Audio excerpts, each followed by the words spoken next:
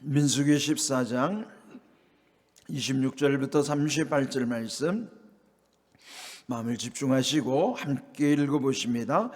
여호와께서 모세와 아론에게 말씀하여 이르시되 나를 원망하는 이 악한 회중에게 내가 어느 때까지 참으랴? 이스라엘 자손이 나를 향하여 원망하는 바 그 원망하는 말을 내가 들었노라. 그들에게 이르기를 여호와의 말씀에 내 삶을 두고 맹세하노라. 너희 말이 내 귀에 들린 대로 내가 너희에게 행하리니 너희 시체가 이 광야에 엎드러질 것이라. 너희 중에서 20세 이상으로서 계수된 자 곧 나를 원망한 자 전부가 여분네의 아들 갈렙과 눈의 아들 여호수아 외에는 내가 맹세하여 너희에게 살게 하리라 한 땅에 결단코 들어가지 못하리라. 너희가 사로잡히겠다고 말하던 너희의 유아들은 내가 인도하여 들이리니 그들은 너희가 싫어하던 땅을 보려니와 너희의 시체는 이 광야에 엎드려질 것이요 너희의 자녀들은 너희 반역한 죄를 지고 너희의 시체가 광야에서 소멸되기까지 40년을 광야에서 방황하는 자가 되리라.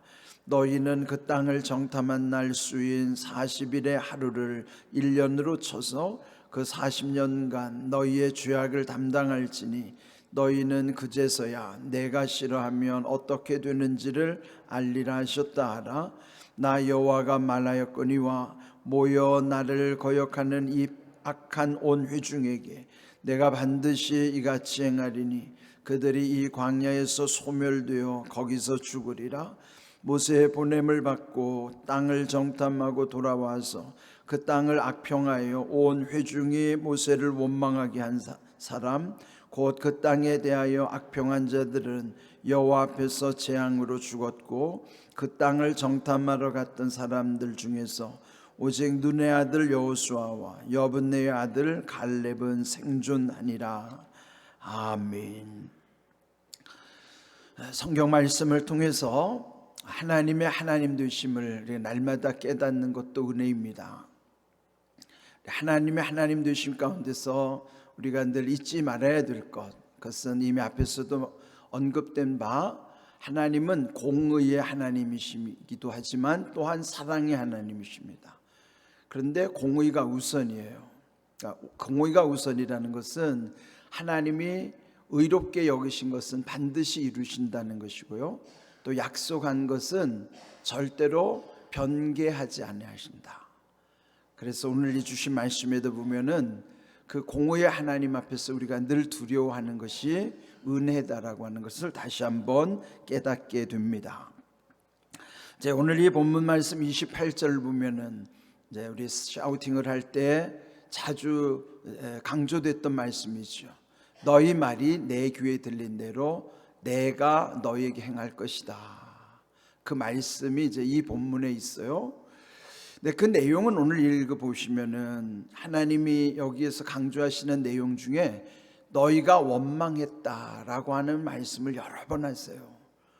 네, 그곳이 어느 곳이었죠? 바란 광야에 있는 가데스 바네아라는 곳이었어요.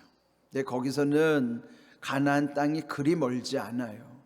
그러므로 거기서 각 지파에서 선출이 된 12명의 정탐꾼들이 먼저 하나님이 약속하신 그 땅에서 40일을 정탐하고 이제 돌아왔죠. 그리고 보고한 내용에 따라서 그 백성들이 부정적인 보고를 하는 10명의 사람들, 그러니까 우리가 늘 다수결의 그 함정을 조심해야 돼요. 우리 민주주의의 표결 원리는 다수결이잖아요. 그러니까 다수의 의견이 반드시 옳지 않을 수도 있다는 것을 우리는 생각해야 됩니다. 물론 다수의 의견을 존중해야 되고, 그러나 다수가 항상 옳지는 않다는 것이 여기에서 증명되는 거예요. 그래서 우리는 다수결을 따르기보다는 하나님의 공의를 따르는 것이 중요한 것이에요. 하나님이 어떻게 하셨느냐가 중요한 것이지 우리끼리 다수결로 정해서 될 일이 아닌 것이죠. 그래서 오늘 이 본문에서 보면은 결국 그들이 하나님께 원망하고 불평한 것에 대해서 하나님이 거기에 대한 판단을 내리시는 것입니다. 자, 오늘 27절 보시면은 하나님 말씀하십니다. 나를 원망하는 이 악한 회중에게 내가 어느 때까지 참으랴. 이 말씀은 지금까지도 오래 참아 오셨다는 것이고요. 그렇지만 끝까지 참지는 않으신다는 말씀이에요. 하나님의 심판은 오래 참으시지만 끝까지 참지 않으시는 것이죠. 우리에게 가장 중요한 최후의 심판이 있다는 것을 늘 기억하면서 살아가는 것이죠. 네, 그 말씀을 통해서 이 백성을 책망하시는 거예요. 이스라엘 자손이 나를 향하여 원망하는 바 그 원망하는 말을 내가 들으노라. 여러분, 하나님은 모든 지금 우리의 말을 다 듣고 계신다는 것도 우리는 늘 기억해야 되고요. 특별히 하나님께 원망하고 불평함으로써 또 하나님의 영광을 가리는 일, 그리고 그 부정적인 말이 우리의 신앙 공동체 안에 얼마나 큰 해악을 끼치는가를 우리는 늘 두려운 마음 가지면서 말을 해야 되는 것입니다. 결국 이 하나님의 뜻을 거스름으로 인해서 또 28절 그들에게 이르기를 여호와의 말씀에 내 삶을 두고 맹세하노라. 여기 말씀 가운데 맹세라는 표현은 참 두려운 말씀이죠. 하나님이 맹세하기를 너희 말이 내 귀에 들린 대로 내가 너희에게 행하리니 이랬어요. 여러분, 우리 말대로 하나님이 들으신 것을 우리에게 그대로 행하시겠다 하는 것이죠. 근데 왜 이 말씀하셨을까요? 그들이 이 광야 길을 그 고생하면서 지나고 있는데도 근데 조금만 더 참아내면은 하나님의 약속을 이루실 터인데 그걸 참지 못하는 것입니다. 우리의 인내가 이렇게 정말 부족한 것이죠. 이들이 뭐라고 원망을 했길래 하나님이 이렇게 노하셨을까? 14장 2절에 보면요, 그들이 그 10명의 부정적인 사람들의 보고를 듣고 난 다음에 우리가 애굽 땅에서 죽었거나 이 광야에서 죽었으면 좋았을 것을. 하나님은 그들을 구원하신 다음에 또 그 하나님이 예비하신 그 아름다운 땅으로 인도하시는 것은 그 고난의 과정을 통해서 하나님이 더 큰 은혜를 예비하신 까닭이죠. 그런데도 그들은 오히려 옛날을 더 그리워하면서 애굽으로 돌아가자 그러고요. 또 차라리 거기서 죽었으면 좋았을 것을. 여러분, 이게 우리가 가끔 보면은 말 때문에 그 마음에 대못을 박는다는 표현을 하잖아요. 특별히 불효자들이 그 부모님에게 대못을 받는 경우도 있지만 또 우리는 사랑하는 사람들끼리도 정말 이렇게 마음이 아플 정도의 그런 말을 들을 때가 있습니다. 그런데 하나님의 심정을 한번 돌이켜 보십시오. 아마 우리가 대못을 박았다고 하는 표현보다도 하나님 더 아프셨을 거예요. 그래서 우리는 아무리 화가 나고 또 아무리 힘들어도 할 말 못할 말을 잘 분별해야 됩니다. 그리고 해서는 안 될 말, 해서는 절대로 안 될 말들 그건 내뱉으면 안 됩니다. 우리의 그 말을 분별할 수 있는 것도 지혜예요. 그 지혜가 정말 큰 것이죠.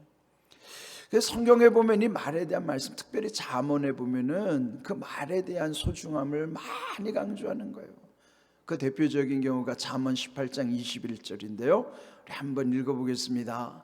죽고 사는 것이 혀의 힘에 달렸나니 혀를 쓰기 좋아하는 자는 혀의 열매를 먹으리라. 아멘. 혀의 권세입니다. 결국 죽고 사는 것도 혀의 권세에 달려 있다는 거예요. 말 한마디에 천냥빛을 갚는다는 것도 있지만은 말 잘못해가지고요 완전히 다 된 밥에다 재 뿌리고 끝에 가서 완전히 망하는 경우도 적지 않아요. 그래서 여러분, 우리가 말 조심은 아무리 강조해도 지나치지가 않아요. 정말 말 조심해야 돼.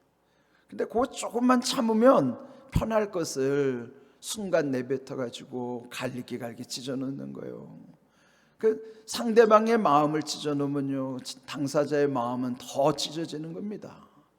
그래서 우리는요, 정말 이 말을 조심해야 됩니다. 결국은 혀를 쓰기 좋아하는 자는 그 혀의 열매로 먹으리라 그러는데, 그 열매가 좋은 열매일 수도 있지만 나쁜 열매로 인해서 잘못 먹어 죽을 수도 있는 거예요.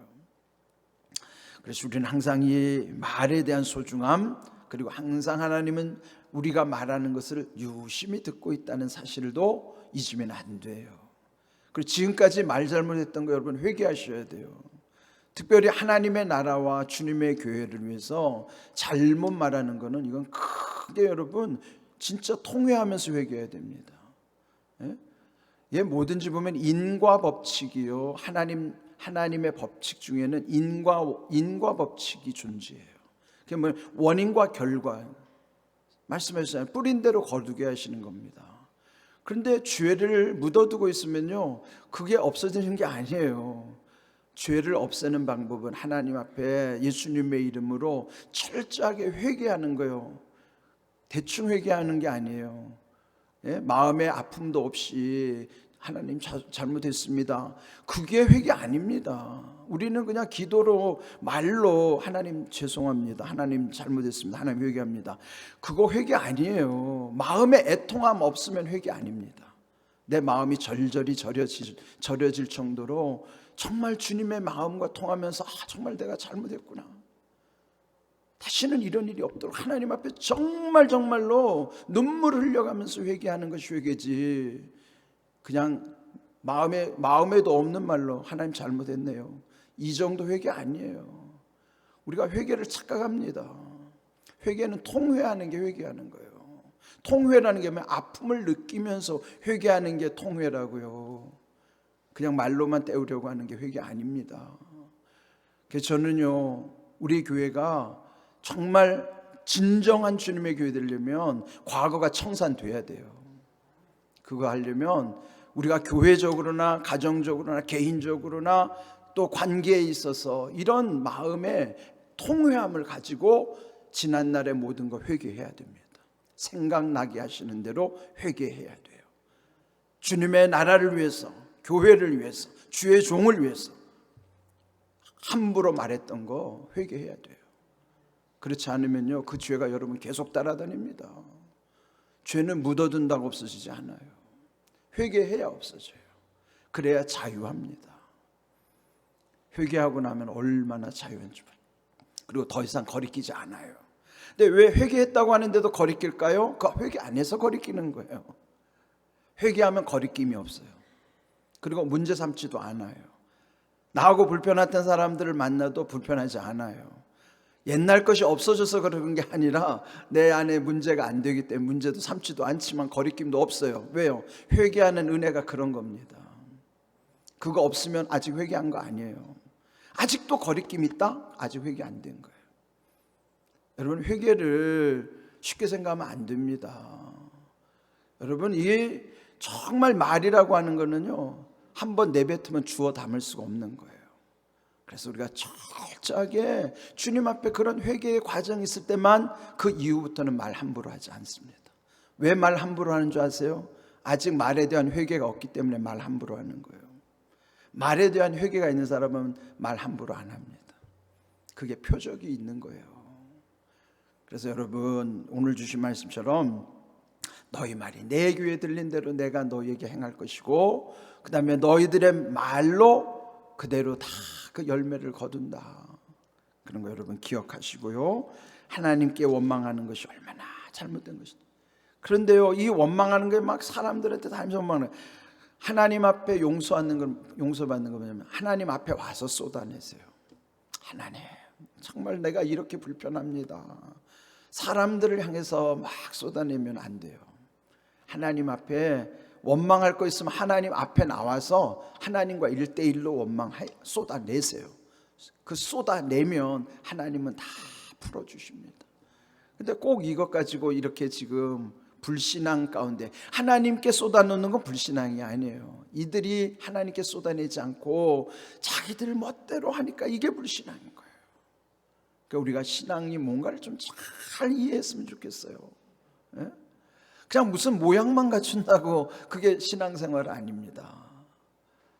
우리 안에 정말 하나님과의 마음이 통하는 것이 믿음이에요. 오늘 이 주신 말씀, 그래서 여기 계속 맹세하면서 31절에도 30절 끝에도 보면 결단코 그들이 들어가지 못할 것이다. 그러면서 그렇게 부정적으로 말한 사람들과 그 자녀들을 구분하는 거예요. 20세 이상, 그건 뭐예요? 자기가 책임질 수 있는 나이에 해당되는 그 사람들은 광야에서 다 죽을 것이라는 거예요. 그리고 너희가 그렇게 염려했던 자녀들은 내가 이 광야 40년을 여기서 다 방황하게 하다가 마침내 그 땅에 들어가게 할 것이다. 근데 여기서 중요한 게 뭘까요? 방황이라는 거예요. 방황이 뭐예요? 원망하고 불신앙 가운데 살면 우리 인생 계속 방황하는 거예요. 광야에서 왜 40년인가도 하나님은 이렇게 참 철저하시잖아요. 너희가 그 땅에서 40일을 탐지했는데 이제 너희들 그 40일 하루를 1년씩 쳐가지고 40년을 광야에서 방황하게 할 것이다. 하나님의 셈법이에요. 하루를 1년으로 쳐가지고 40일 정탐한 것을 40년 동안을 또 방황하게 만드시는 거예요. 하나님이 얼마나 이렇게 철저하신가. 그래서 오늘 우리 주신 말씀 잘 기억하면서, 그럼에도 불구하고요, 여기 갈렙과 여호수아 갈렙만은 그들 중에서 예외예요. 그들은 하나님의 뜻을 전하면서 철저하게 하나님 편에 섰던 사람들이에요. 오늘 이 말씀을 우리 마음에 새기면서, 하나님은 좋으신 하나님이에요. 그런데 좋으신 하나님이 마치 그냥 모든 것 다 마음대로 해도 되는 그런 좋으신 하나님이 아니에요. 뭐 그냥 손자가 할아버지 수염을 뽑고 할아버지 얼굴에다 침을 택택 뱉어도 허허 웃는 그런 할아버지 같은 하나님이 아니라는 거예요. 하나님은 좋으신 하나님인데, 그 좋으신 하나님이 왜 좋으실까요? 공의가 있기 때문에 좋으신 하나님이고 사랑이 있기 때문에 좋으신 하나님. 공의만 있어도 안 되고 사랑만 있어도 안 되지만 공의와 사랑 함께 우리 가운데 베풀어 주시기 때문에 좋으신 하나님이시라. 오늘 주신 말씀, 말의 부작용을 이기려면 말씀 붙잡고 살아가는 것이 비결이에요. 이렇게 귀한 은혜 가운데 우리가 평생도록 우리 인생의 광야에서 방황하는 인생이 아니라 주님의 말씀대로 아름답게 천국을 향해서 힘차게 전진하는 복된 믿음 되시기를 주님의 이름으로 축복합니다. 아멘.